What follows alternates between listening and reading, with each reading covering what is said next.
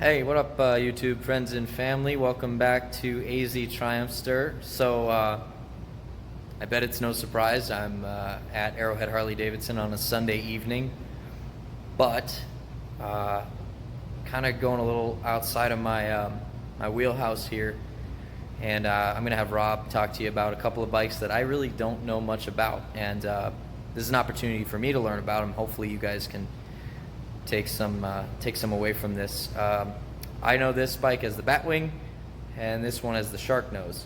So I'm hoping that I can get some better terminology than that here in a second. All right.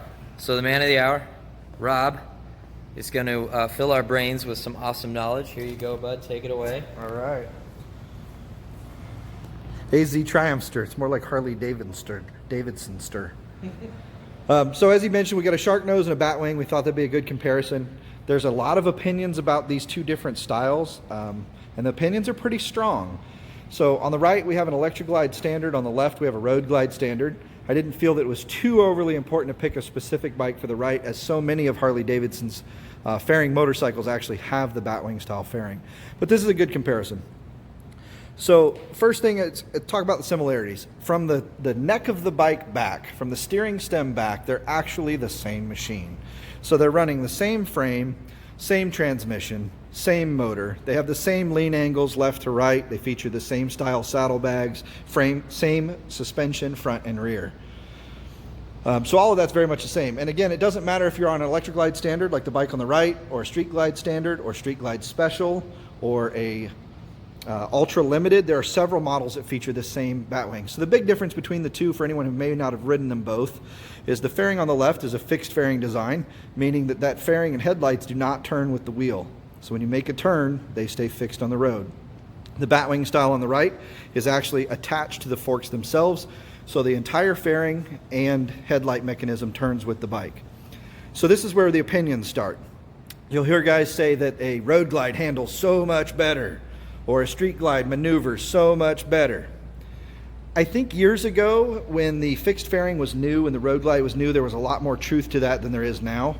The current version has been upgraded so much, both in terms of suspension as well as how the front end of the bike is actually attached to the steering stem, that the differences are much smaller. So what I often tell new customers that are really trying to decide is, go with what looks good to you. Go with what feels good to you. I see a large percentage of shorter riders tend to gravitate toward the Batwing, and I believe that's because it's more up and in your face and easy to access. Easy to reach, control your stereo, things like that. Whereas the Sharknose, being tilted down and forward, seems to feel pretty far away for those of us that aren't so tall. It definitely tilts at a much stronger angle. I'll just show you a little bit of a comparison here. Whereas the Street Glide or Batwing style fairing is straight up and down in front of the rider, so your hand controls are much closer to the actual fairing itself. So where is it different in terms of rideability? Well, that's the part you hear a lot of arguments about. I've heard guys say, oh, the Road Glide does so much better on the highway because you don't feel the wind. The reality is, with the modern suspension on both bikes, it's really a minimal difference. On a Batwing style like the right, I believe you will feel a slight shimmy in the wind. Say you're passing a truck at speed and get passed by another vehicle in the opposite direction. You might feel a real subtle shimmy in your hands, but it's not enough to cause an accident. It's not enough to scare a rider. It's not enough to deter you from having fun.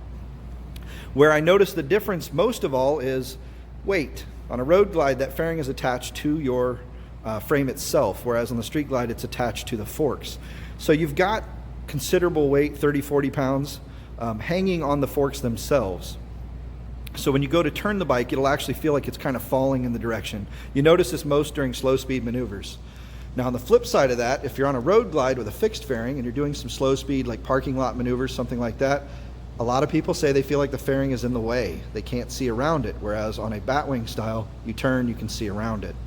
So really it comes down to your personal preference. I like to say it's Coke versus Pepsi, it's chocolate versus vanilla. There is no perfect answer for a tall rider or a short rider. There is no perfect answer for one particular group of people, or male versus female, or anything of that nature. The best bet is to get on the bike, and the one that looks best to you and feels best to you as a rider will be the one that you will ride the most. All right, so what we're going to do now, handed the camera over here to me, and we're going to have Rob kind of show us what he's talking about here. How tall are you, Rob? So I'm 5'5" on a good day. Okay. And what kind of shoes are we running? I'm sitting in Chuck Taylors. Okay, so we're not flat foot, but you got the ball of your foot down. Okay, so what you were talking about... I have plenty for positive control, for sure. Okay, good. And then we were talking about your reach to the stereo. Obviously, if there was a stereo on this one, you want to show me? I mean, your stereo module would be right here, so it's easily accessible from your control modules. I don't have to go out of my way to get anything on the fairing or use any of the bike's features. Okay. Whereas, if you look at the Road Glide, same frame, same seat height, exactly the same from the steering stem back. Yeah. I can't even reach these functions. Now the nice thing is Harley's made all your controls accessible through these two joysticks, which is great. But a lot of people do want to operate the screen. It is a touch screen. Can you do that again? Put your hand on the screen. Show me what you really have to do to get to it. So just to touch this thing, I have to completely lean forward. Okay. Now obviously if I'm riding down the road, that might not be the best idea. Right. So me personally, being a shorter rider, I've always gravitated towards the Batwing. Yeah. Road Glide's a great bike.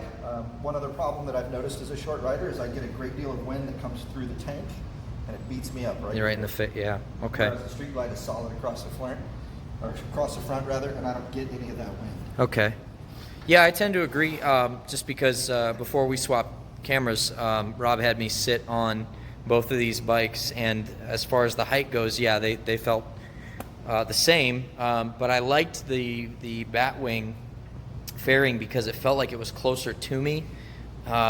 So overall, it almost felt as though the bike was not as I don't know, big or menacing in a way as this one over here. So. And the reality is they weigh very much the same. They handle almost identically, despite the rumors and myths surrounded by these two different types of fairings. They are this close to being the same monster. It really comes down to aesthetics, styling, handling, how you feel maneuvering the bike. Right on. Cool, man. Well, thanks for sharing this with us. I'm sure it will help a ton of people out there, and it certainly helped me. Next demo day that comes around, I'm certainly going to take definitely this guy out for sure. So, all right, guys. Well, you heard it here first at Arrowhead Harley-Davidson in Peoria on AZ Triumphster. If you're not subscribed, go ahead and hit that subscribe button. Like the video, and as always, stay safe out there, guys.